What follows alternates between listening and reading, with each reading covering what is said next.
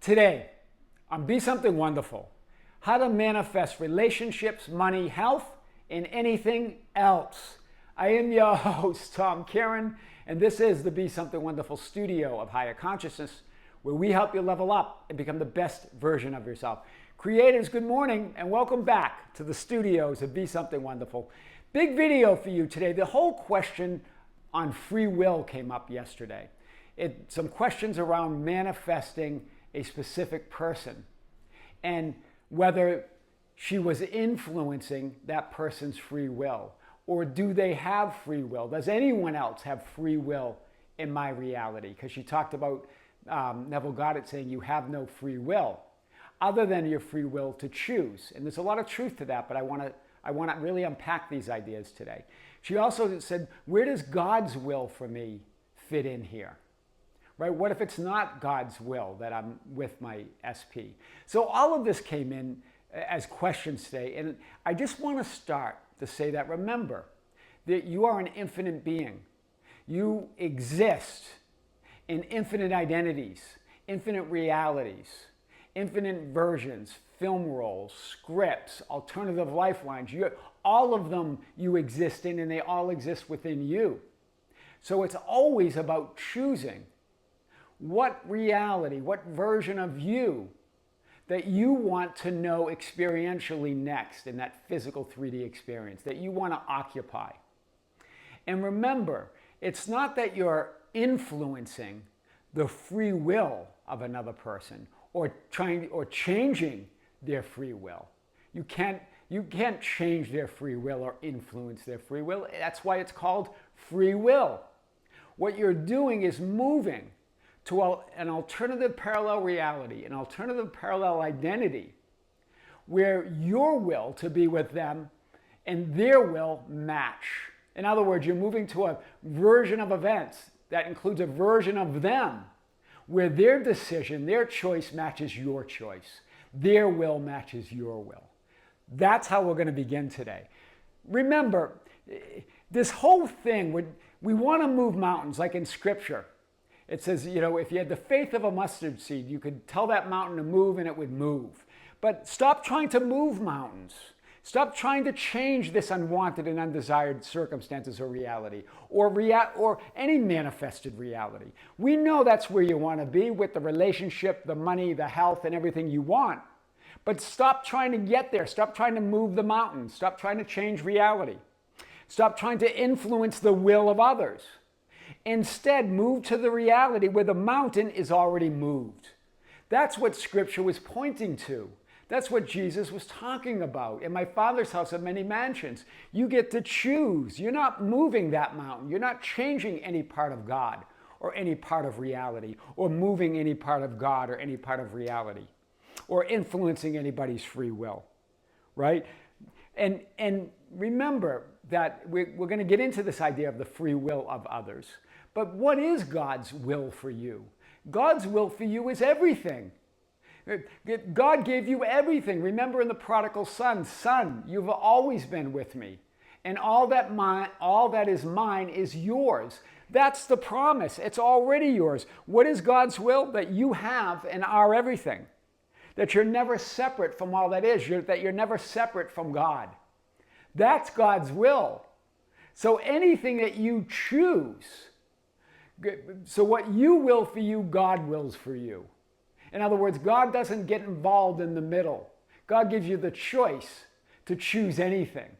But God's will for you is everything, right? Father, if you are willing, remove this cup from me. Remember when Jesus said this, not my will, but yours be done.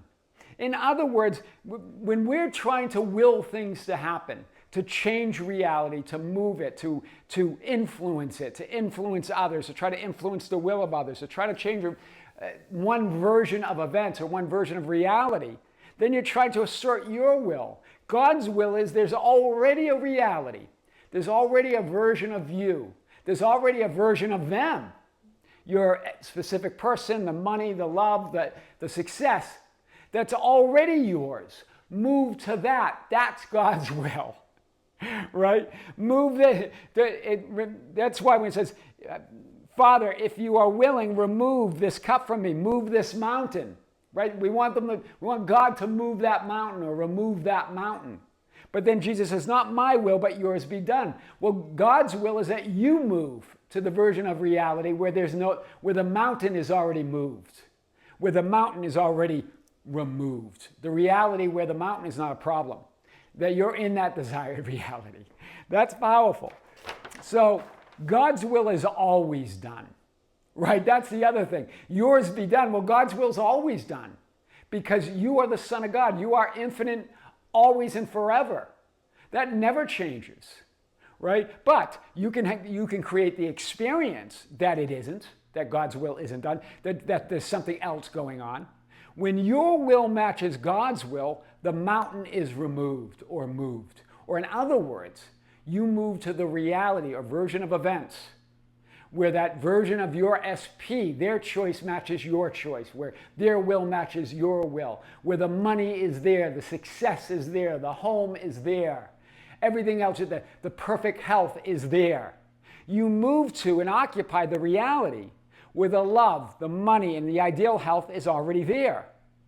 You move to the reality and identity of you where the version of them and their will matches your will. Hear this, specifically with your specific person, it's not about changing or influencing another's will, whether it's a specific person or any other relationship in your life, with your parents, with your loved ones, with anyone. So you're not there to change or influence their will.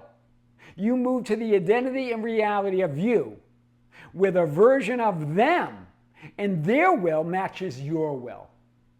Do you see? You create that version of events, that version of you, that version of reality where their will matches your will. You're not trying to change the will in any one reality, in any one script. That's why A Course in Miracles says the script is written. You don't change any one script, but there are infinite scripts, infinite film rolls to choose from. You move to the film roll, the script of your choice, where their decision matches your decision. So it's not that you're a specific person and others don't have free will. That's not the message. It's bigger than that, right? Everyone has free will. It's that you move and occupy the version of reality where their choice matches your choice. Do you see it? So you're not changing their free will. You're moving to the reality where their free will matches your free will. As opposed to trying to move that mountain and change their free will, where that version of them, they have a free will to choose, and that's their choice, not with you. But as you move to that reality where their free will matches your free will, where their choice matches their choice, now you're in that desired reality where everything is unfolding perfectly. Money, love, success, all of it. That's powerful. And this is why Jesus said in Mark 11:23, for assuredly, or truly, or verily. What's Jesus saying when he expresses this? It's all throughout the Bible. In other words, this is the truth. I'm giving you the truth here, right? Wake up, see yourself, see reality, as Vadim Zeland says. I'm speaking the truth. Whoever says to this mountain, be removed, there's those words again, be removed, and be cast into the sea, and does not doubt in his heart, but believes that those things he says will be done, he will have whatever he says. And remember, God's will's always done. So when we're trying to make things happen, when we're influenced, when we're believing there's a reality to change and not choose, then we do have doubt. That's where doubt comes up. That's where unbelief comes from. Right? We create that doubt and that fear that things won't change because we're focused on the reality that we're trying to change and it doesn't change. We're going, why doesn't it change? Because you're creating it. That reality you're resisting that you're trying to change, that free will of others that you're trying to change, you're creating it. Instead, choose. When you imagine, assume, and declare and say the word, I am already that which I desire to be. Your will matches God's will and mountains move, the mountains removed. Or in other words, you move to the reality where there's no mountain. That's powerful.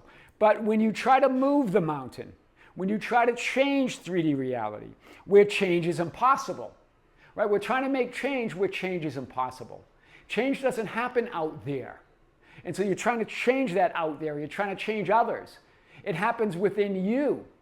You're the one that moves to the reality where that mountain is not there, right? So, and when you try to influence the will of others, you're trying to change God's will, and that's impossible. Remember, God's will for you, what's God's will? That you have everything. That God's Son has everything and is everything. So when you're trying to change a certain perspective of all that is, well, then you're trying to subvert God's will, right? And God's will not be overcome. That's impossible. God's will is that unchangeable reality. It's done. That's God's will. It's done and it's yours. That will never be changed. But you can create the experience of something else. That's powerful. I am who I say I am is perfect faith. That's what Jesus was getting at. That's the faith of a mustard seed, right? A mustard seed, it's not a small amount of faith, as many think, because a mustard seed's small.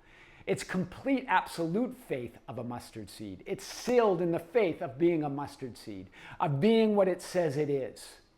That's powerful. It's absolute conviction of a mustard seed. That's faith. When you put yourself as at the center of the divine mind, knowing that you're not separate from it, that you're not greater than it, but you're not separate from it, that you're one with the divine mind. Now you have the faith of a mustard seed. I am is the absolute conviction.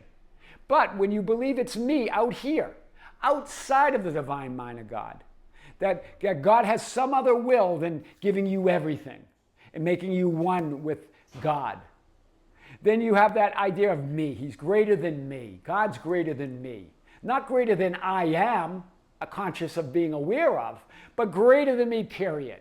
And that's where doubt, fear, separation, wanting God to move the mountain for you comes in, right? You're trying to move mountains. You're trying to influence others. You're trying to change reality. You want God to take that mountain away, remove that cup, remove that mountain, right? Choose what part of the infinite being that you desire to be and know experientially. I am awareness is absolute faith of a mustard seed. It's complete. It's not a small amount. It's complete, absolute faith. I am a mustard seed. I'm only conscious of being a mustard seed. I am that I am. If you have the faith of a mustard seed, Jesus says again in Matthew 17:20, you will say to this mountain, move from here to there, and it will obey you. It will move, and nothing will be impossible for you. Nothing will be impossible for you. All things are possible when you have that absolute faith of I am. Right? And then you move. You don't move the mountain, you move to a reality where the mountain's moved. You don't heal that health condition, you move to the reality where you're in that perfect health, where you're that version of you that does not have that health condition. You don't change the will of your specific person, you move to the reality where their choice, their will matches your will. Right? You don't earn the money or deserve the money, you move to the reality where that money's already there. Do you see it? It's all yours. It's not to say that you won't take some actions. Of course you'll take actions. But it will all come from that knowing that you're already in that reality that you desire. And then every action's enchanted and inspired. You're not trying to do things to make things happen. You're not trying to change the will of reality or others. Right? Remember, 3D reality, that projection that comes from within you, has no free will. It must reflect who and what you're choosing, what you're conscious of being, what you freely choose. That's powerful. So stop imagining, assuming and affirming your desired reality by trying to move the mountain. This is big. By trying to change 3D reality and by trying to influence others. Imagine, assume, and affirm you are occupying your new desired reality where the mountain is already moved. Do you see it? Stop trying to move the mountain by trying to change the circumstances, by trying to influence others, by trying to change 3D manifested reality. Instead, move to the reality where the mountain is moved. Already moved. You are an infinite, limitless being existing in all possibilities, all outcomes in every moment. When you imagine, assume, and affirm an idea or identity of you and your chosen outcome, it's done instantly. That's God's will. No exceptions. It's law. It's God's will, where all things are possible, except changing God's will. You can't subvert God's will. That's reality. That's ultimate reality. It is changeless. It's forevermore, and you're one with it. All struggle comes from trying to subvert God's will, trying to change realities, trying to influence scripts, trying to change, trying to influence the free will of others, trying to change reality, trying to move things around that can't be moved. Move to the reality where the mountain is already moved or removed. That's how to manifest relationships, money, health, and anything else. I am your host, Tom Kearin, and this is the Be Something Wonderful studio of higher consciousness, where we help you level up and become the best version of yourself. Creators, thank you. Thank you for being with me. Thank you for liking and sharing and commenting on the videos. Thank you for being part of our Facebook group, The Ambassadors, at facebook.com/groups/Be Something Wonderful, for joining us on Instagram and Twitter at Tom Kearin, and for being part of our membership channel. Thank you for joining us for the live stream at the end of April. We had our 4th live stream of the year. We're going to have another one that will be announced shortly. If you're a member, join us for that live stream. You can start sending your questions and topics to info@besomethingwonderful.com. I will come to you live, where I'll answer your questions live during the event, and also on the chat during the event. Creators, with great love, with great light and infinite gratitude, this is Tom Kearin here in the studios of Be Something Wonderful. Until next time, we'll see you soon.